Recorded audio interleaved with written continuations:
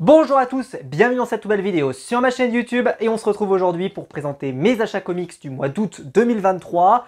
Un mois qui sera marqué par l'achat d'un omnibus supplémentaire puisque il y avait un poil moins de sorties qui m'intéressaient au mois d'août. Alors, il y avait énormément de sorties mais beaucoup de sorties à la fin du mois en fait, puisqu'il y a un nouveau tome de Daredevil, un nouveau tome de Punisher, etc.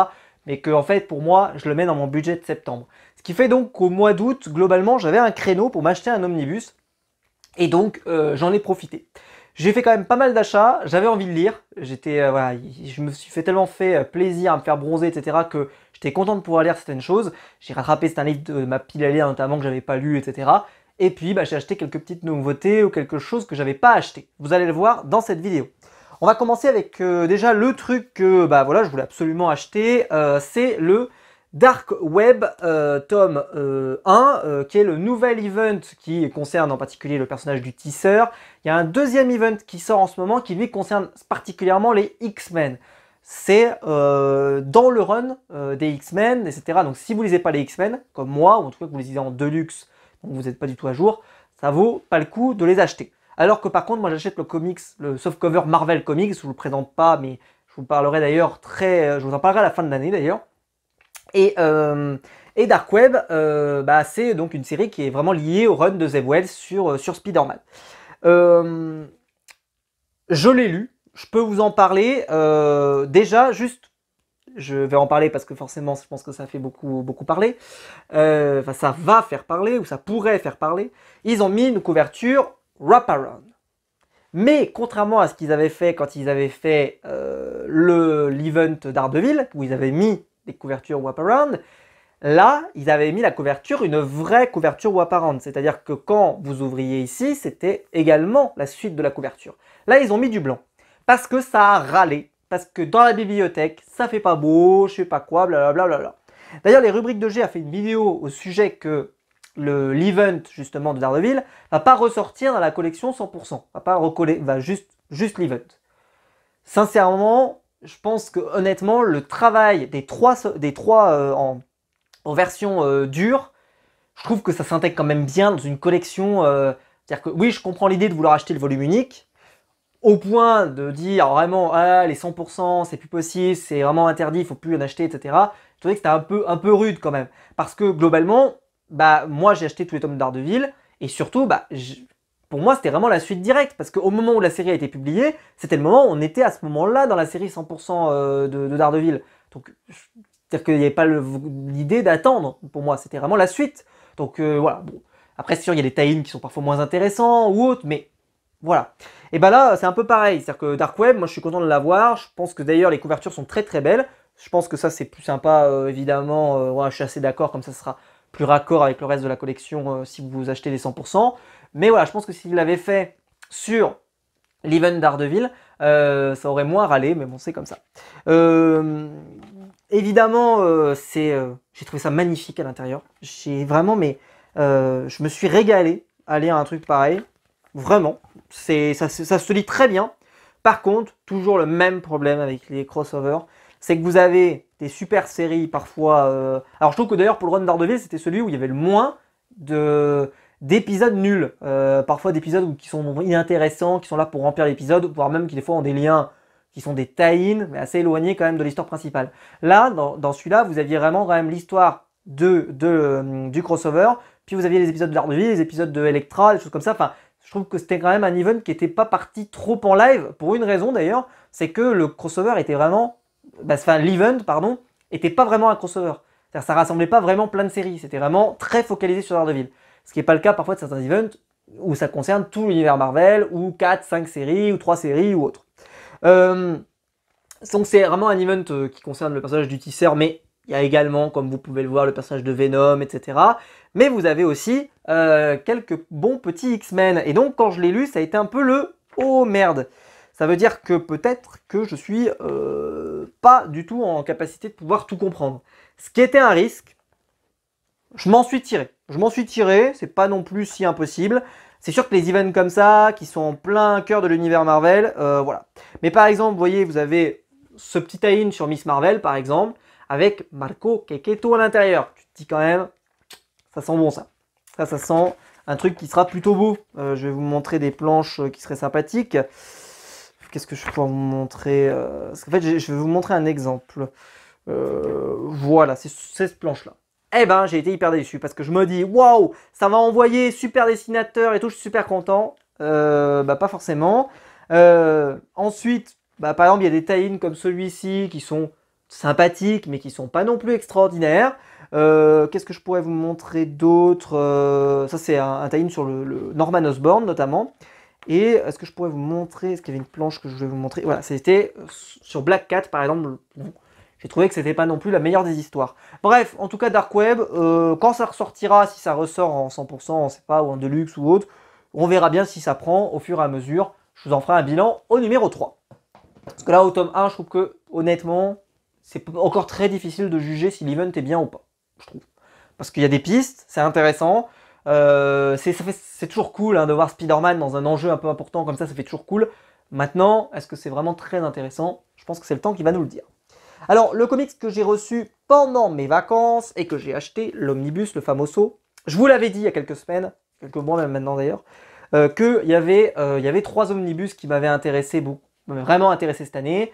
Il y avait le New Avengers, tome 1, que j'ai acheté. Il y avait le Thor aussi, que j'ai acheté, hein, ça il est sorti cette année, hein, le Thor masculin, parce que j'avais pas certains volumes, etc., donc ça me plaisait pas. Donc j'ai racheté, voilà, comme ça je l'ai en un seul volume. Et il y avait le Fantastic Four de Jonathan Hickman.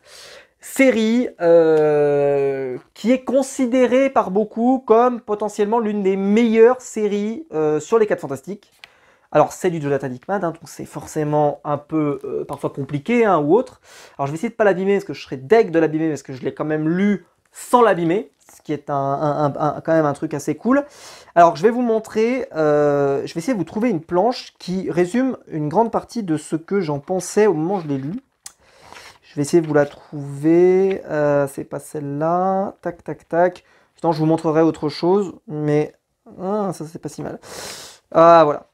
Alors attendez, je vais vous montrer, voilà. En fait, dans le récit, on n'a pas, malheureusement, d'ailleurs ça se voit sur la couverture, on n'a pas une unité graphique. C'est-à-dire que vous pouvez passer de styles qui sont un peu comme celui-là, qui sont assez particuliers, à ça par exemple qui est hyper coloré, hyper cool et tout. Donc on passe un peu de certains styles, mais après, bon, ça reste tout à fait correct sur la plupart enfin je veux dire, ça se lit bien, il n'y a pas de problème. Et alors, ça va être très dur à résumer, parce qu'un omnibus c'est très dur à résumer, parce qu'il y a énormément d'enjeux. Mais je me suis régalé. J'avais jamais lu quasiment de FF, ou très peu, j'en avais lu dans la collection Hachette, c'est pour vous dire. Et le reste, si, j'avais lu l'histoire d'une vie.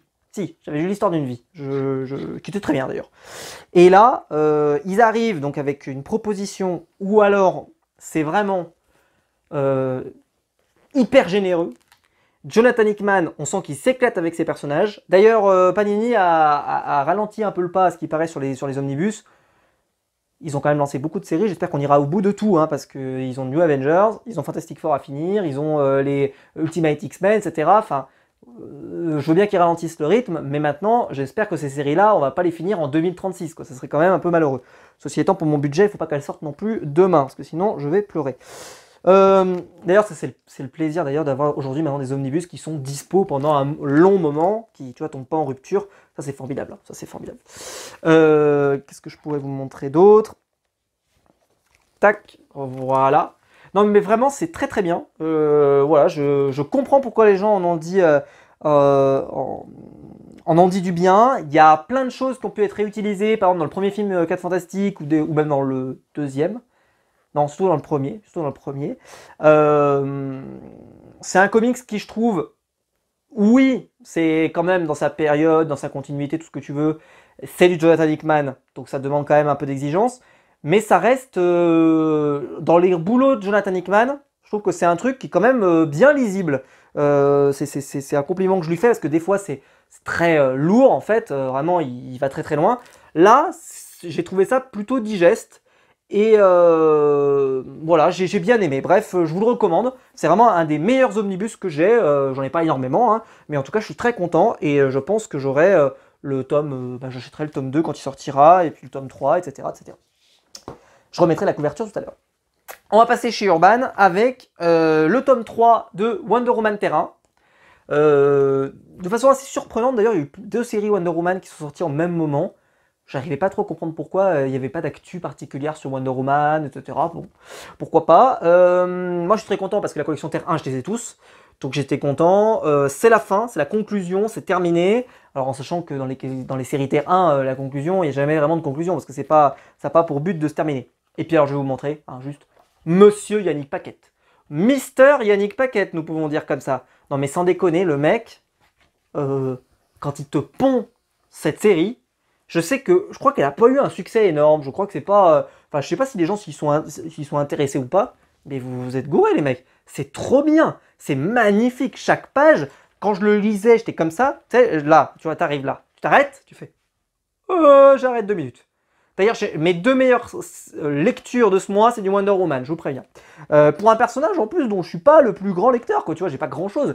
Mais qu'est-ce que c'est bien la Wonder Woman Terre 1 de Grant Morrison. Alors qu'en plus, Grant Morrison, quand il a travaillé sur la série, c'était quoi qu'il avait fait en 4 tomes là? C'était pas, c'était Wonder Woman si je m'amuse, non je sais plus. Où j'avais pas, enfin j'avais trouvé ça bien, mais c'est pas non plus le truc dont tout le monde se relève la nuit pour le lire. Là, honnêtement, pour moi, le Wonder Woman Terre 1, il se lit extrêmement bien. C'est vraiment une super, super série. C'est magnifique. C'est... Voilà, la collection Terre 1, de toute façon, c'est un sans faute. Et j'ai beaucoup aimé. J'ai aimé les enjeux, j'ai aimé sa conclusion, je l'ai trouvé très bien. Voilà, ça c'est une collection. Vous achetez les 3 tomes de Wonder Woman Terre 1, vous n'êtes pas déçus. Mais alors, si vous devez prendre un seul comic ce mois-ci, un seul comics ce mois-ci, et j'en ai parlé le mois dernier, enfin le mois dernier, parce que cette vidéo sortira très probablement le même mois, mais sur mes achats comics du mois de juillet, puisque tout simplement, voilà quoi. Wonder Woman, Historia, Kelly Sue DeConnick, pardon, excusez-moi, Phil Jimenez, Jen A et Nicolas Scott. Ils nous ont surtout parlé de Phil Jimenez. Déjà la couverture, parlons de ça. Hein, je ne vais pas vous redire ce que j'ai dit dans la vidéo précédente, mais Urban qui sort ça cet été, c'est magnifique. Je les remercie, mais j'ai eu le temps de le lire, quoi. C'est-à-dire que j'ai eu le temps de me poser et de lire ça. Et j'ai fait. Voilà. Des fois, en fait, le silence, c'est bien. Et ben, je vais me taire. Voilà. Je vous laisse contempler. J'ai ouvert les 3 premières pages. Hein. Les 3 premières. J'ouvre au hasard. Hein. Je prends même pas de risque. Je prends pas de risque. Mais regardez, je continue. Au hasard. Incroyable. Chaque page. Ça c'était incroyable. Oh putain, c'est beau. Oh, j'étais mais. Oh, j'étais mais. Vraiment, ma tête, quand je lisais le truc, quand je tournais une page, je faisais.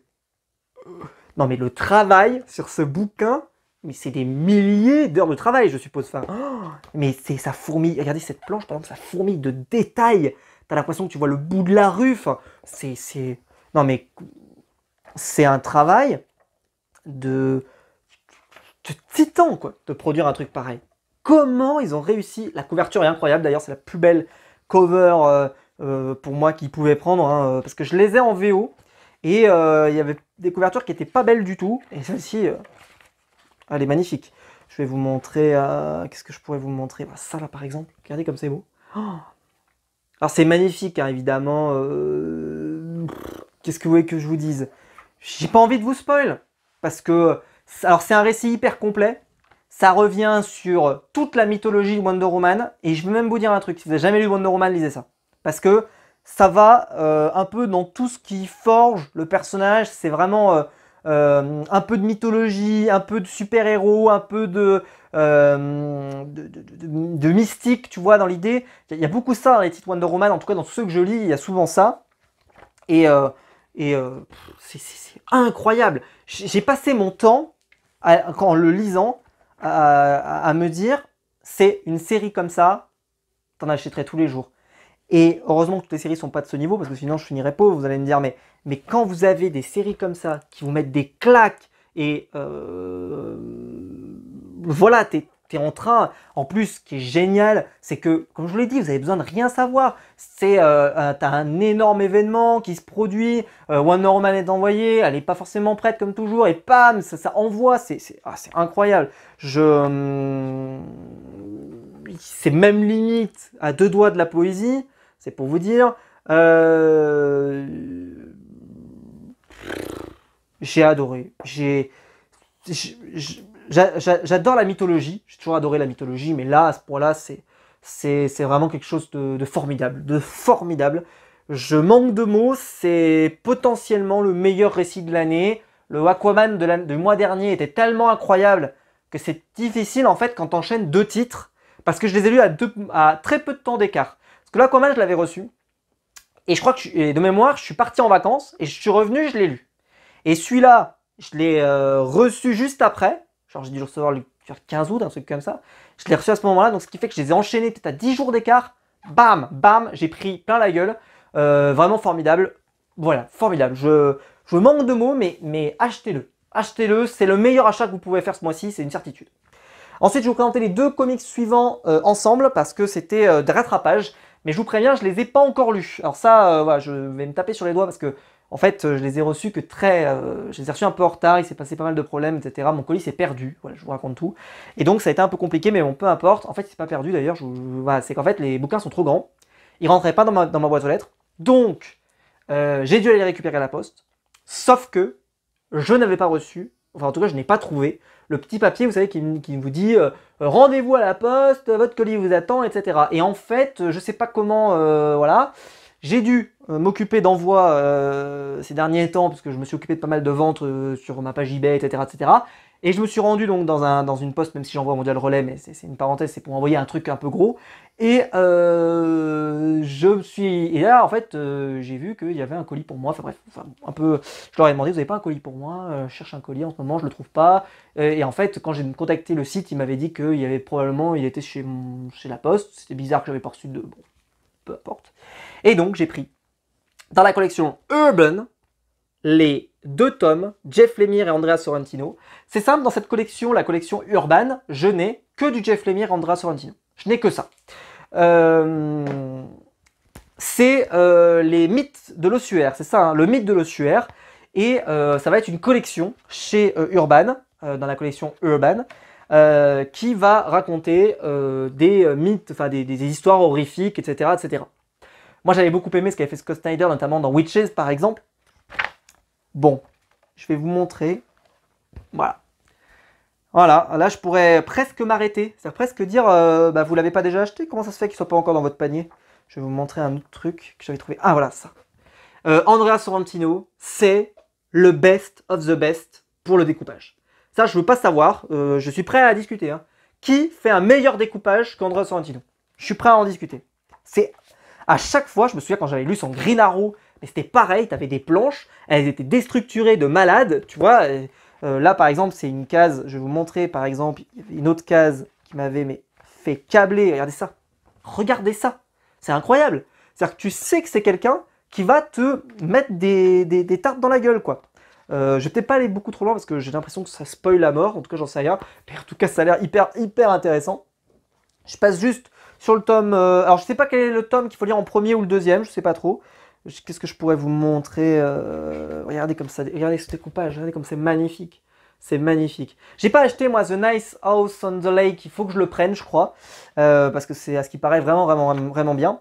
Parce que, en fait, moi, voilà, j'ai vu que, comme je vous l'ai dit, pour des comics indépendants, le budget c'est compliqué. Déjà que tu vois, chez DC, chez Marvel, j'essaie déjà de suivre et c'est pas si évident.